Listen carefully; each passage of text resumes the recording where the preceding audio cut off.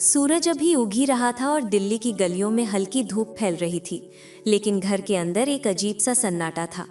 अंशुल अपने ऑफिस की फाइलों में खोया हुआ था, मगर मन कहीं और भटक रहा था। उसे पता था कि आज उसका जीवन पूरी तरह बदलने वाला है, और वो बदलाव कोई छोटी बात नहीं थी। अंशुल एक सफल बिजनेसमैन था। उसके पास सब कुछ था, एक खूबसूरत वाइफ, रियल एस्टेट का बिजनेस और समाज में एक अच्छी इज्जत। उसकी पत्नी प्रिया हमेशा से उसकी जिंदगी का अहम हिस्सा रही थी। दोनों ने कॉलेज के दिनों में एक दूसरे को पसंद किया था और शादी के 7 साल बीत चुके थे। बाहर से सब कुछ परफेक्ट लग रहा था, लेकिन अंदर एक दरार थी जिसे कोई देख नहीं सकता था। दरअसल प्रिया ने पिछले साल एक ऐसा राज छुपाया था जो अंशुल की दुनिया हिला सकता था। उसे पता था कि अंशुल उसके प्रति कितना वफादार था, और इसी वफादारी पर वो खेल रही थी।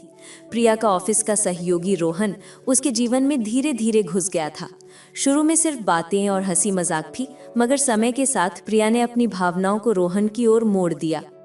अंशुल को कभी शक नहीं हुआ। वो घर लौटता, खाना खाता, टीवी देखता और अपने ऑफिस की परेशानियों में खोया जाता। उसे ये एहसास तक नहीं हुआ कि उसकी पत्नी धीरे धीरे उसकी जिंदगी में छेद कर रही थी।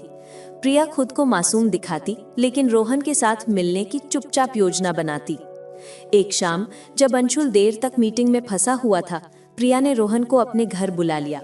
दोनों ने लिविंग रूम में बैठकर हंसी मजाक की, जैसे सब कुछ सामान्य हो।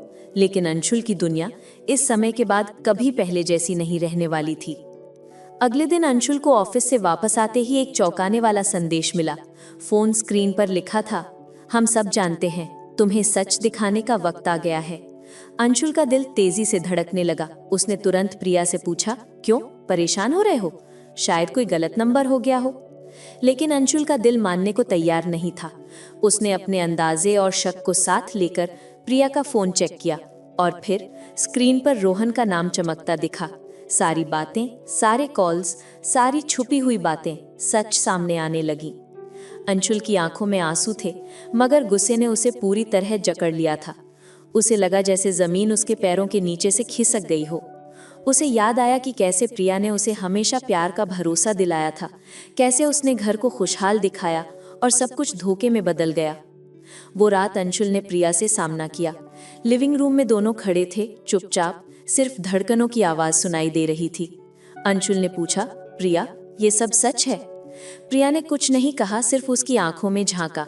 अंशुल ने कहा, मुझसे झूठ मत बोलो, मैं जानता हूँ। प्रिया ने आह भरी और कहा, अंशुल, मुझे माफ कर दो, मैं गलत थी। लेकिन अंशुल का दर्द इतना गहरा था कि शब्दों से बयां नहीं हो रहा था। उसने कहा, गलत? ये सिर्फ गलत नहीं, ये धोखा है, मेरी जिंदगी के साथ खेलना। अंशुल ने तय किया कि अब वो सिर्फ अपने लिए जिएगा। उसने प्रिया से कहा, हमारे रास्ते अलग हैं, मैं अब और झूठ नहीं सह सकता। प्रिया ने भी अपनी गलती स्वीकार की, लेकिन उस स्वीकारोक्ति में कोई ढांढस नहीं था। अंशुल ने अगले कुछ दिन अपने आप को संभालने में बिताए। उसे समझना था कि कैसे उसने इतने सालों तक अपनी खुशी को नजरअंदाज किया। दोस्तों और परिवार के सहारे उसने धीरे धीरे अपनी जिंदगी को फिर से जोड़ना शुरू किया। एक दिन अंशुल ने अपनी भावनाओं को डायरी में लिखा।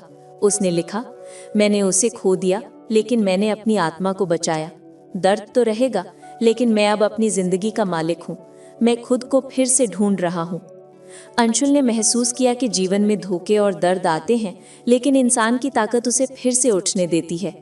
उसने अपनी मेहनत, अपने काम और अपने दोस्तों के साथ समय बिताना शुरू किया। प्रिया और रोहन की कहानियां अंशुल के जीवन में सिर्फ एक अध्याय बन गई थी, जिसे वो कभी भूल नहीं सकता था, लेकिन जिसे उसे पीछे छोड़ना ही होगा। अंशुल ने खुद को ये वादा किया कि अब कोई भी दर्द उसे रोक नहीं सकता। समय बीतता गया। अंशुल ने नए शौक अपनाए, नए दोस्त बनाए और अपनी जिंदगी में खुशियों को फिर से जगह दी। लेकिन कभी कभी जब रात गहरी होती और सन्नाटा घर में फैलता, तो अंशुल को वो याद आता, वो धोखा, वो दर्द, वो क्षण जब उसने महसूस किया कि कोई जिसे वो सबसे ज्यादा प्यार करता है, उसी ने उसका विश्वास तोड़ा।